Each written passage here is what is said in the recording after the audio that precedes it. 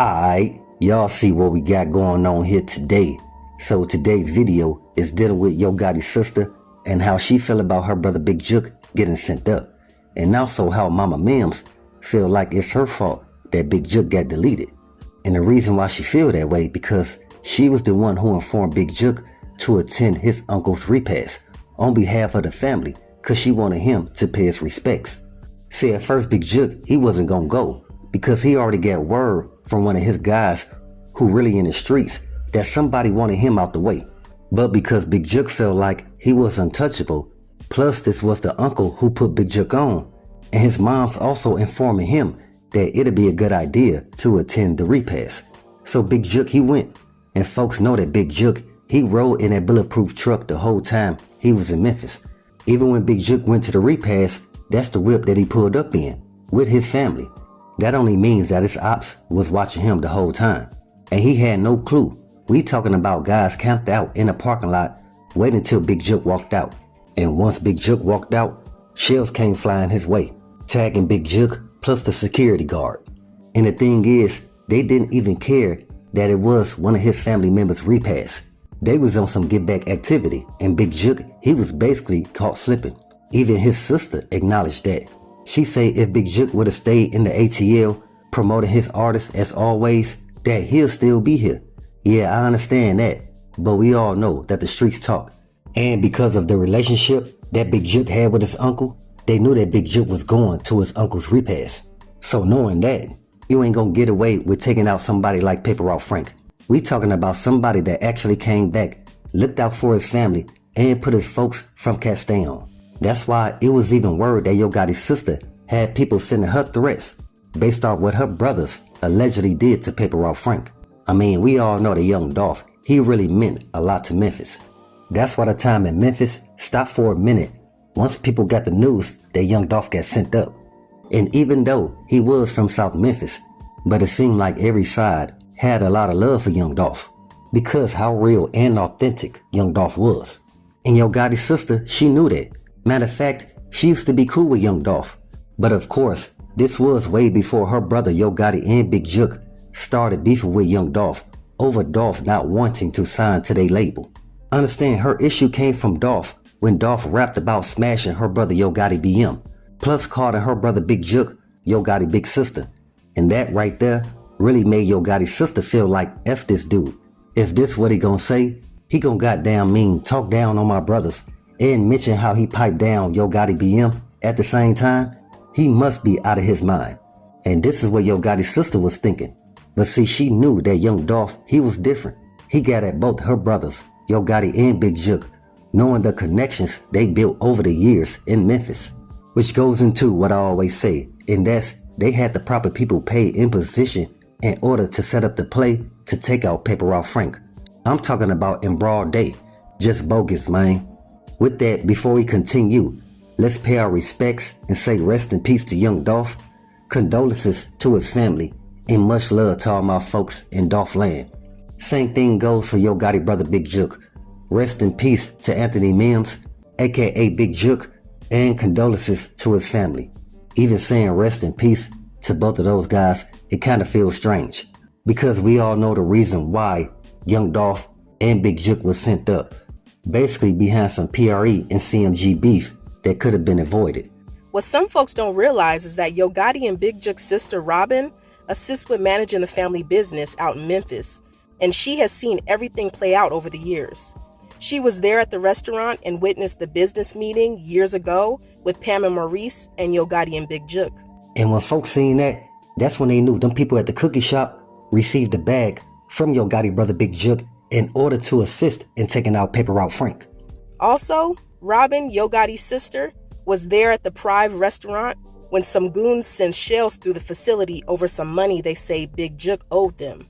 Because of her relation to her brothers, Robin herself has received threats over the years and brought her concerns to her brothers, Yo Gotti and Jook, to get some advice on how she should navigate. And some people say that during these occasions, when Robin informed them of the threats, rather than relocate their family, Yo Gotti and Jook always addressed it by sending low-level street guys to retaliate, which really only perpetuated the ongoing beefs. See, we have to remember that Robin is the one helping her mom with the restaurant day to day because her brothers have a very busy schedule. So she has encountered disgruntled Dolph fans who voiced their issues with Yo Gotti while at the restaurant. See, when Dolph was first sent up, we all know that the restaurant had to be closed down for a while due to the suspected link between Yo Gotti and the Dolph setup. But eventually the restaurant reopened, and throughout the years, this hasn't stopped. There has been a steady presence of Dolph supporters visiting the Prive restaurant and letting it be known that they don't like that Yo Gotti and Jook had involvement with sending Dolph up. That's because Yo Gotti or Big Jook had no clue that Dolph, he got some real loyal fans out there. Robin has been forced to handle these encounters as best she can and just try to de-escalate the situation. Now sure, we can imagine that Big Jook and Yo Gotti have made sure there is constant security around to defuse situations and defend their family if it comes to violence. But that doesn't mean Robin has been shielded from the sly comments and indirect threats. And sources say that all of this has made her feel extremely uncomfortable while at the restaurant and while living in Memphis in general. Having to live looking over your shoulder, wondering if someone will approach her to try to hurt her or take her out in order to send a message. And we all know her fear is valid because the people coming into the restaurant to pick a bone about the Dolph setup is just the tip of the iceberg. Because y'all gotta remember that Big Jook has had his hand in street politics for some decades now. So there are plenty of enemies he's made over the years that are very familiar with the location of the family Prive restaurant. So similar to how folks started to try and predict when Dolph would be pulling up to the Makita's cookie shop, there are people in Memphis that try to scope out when Big Jook will be at this family restaurant. Similar, like they knew that Big Jook will be pulling up to his uncle's repast. Basically, some people would be waiting to catch Jook slipping. Now we can imagine that Big Jook would ensure that all security points were covered at all times. But that doesn't take away from the risk that one slip-up can cause chaos like it did that night that shells got sent through the restaurant some years ago. So now bringing it back to present day, now that Robin is seeing her family members drop like flies, she doesn't know what to expect. Because first to find out her uncle was taken out, and then while mourning his passing, her brother Big Jook is sent up during the funeral. Sources say that's when Yo Gotti and Big Jook's sister Robin started to get even more paranoid about who could be next in her family to get targeted. Lots of people in Memphis know the whereabouts of family members of Yo Gotti. People say that Robin fears Yo Gotti may be the next to get an attempt on his life, but she also realizes that herself or her mother could be used to send a message to Yo Gotti as well. My overall viewpoint is, I still believe that the line should have been drawn between PRE and CMG, especially after young Dolph had the 100 shells sent at him. It's only because I know if there wasn't any animosity or point of discourse that both PRE and CMG will benefit more than what they do now. Now looking back, I remember this was the same issue between No Limit and Cash Money, both being from the NO. So it's almost like the competition starts to spill into the streets. And that's when the people start choosing sides, which would eventually perpetuate the beef. And I'm telling y'all, a lot of folks in Memphis, that's what they didn't want to do. They didn't want to choose between PRE and CMG because they had respect for both Yo Gotti and Young Dolph. Because the folks from Memphis knew if there wasn't any beef between PRE and CMG, that it would benefit the youngsters that's trying to come up in the rap game that's out of Memphis. All I'm saying is, we don't really know what Young Dolph and Yo Gotti went through in order to make it to the top. And coming out on top is you being alive to realize that if you want to change, you got to make a move. Use the resources that's in front of you because nobody is gearing up to come to your rescue.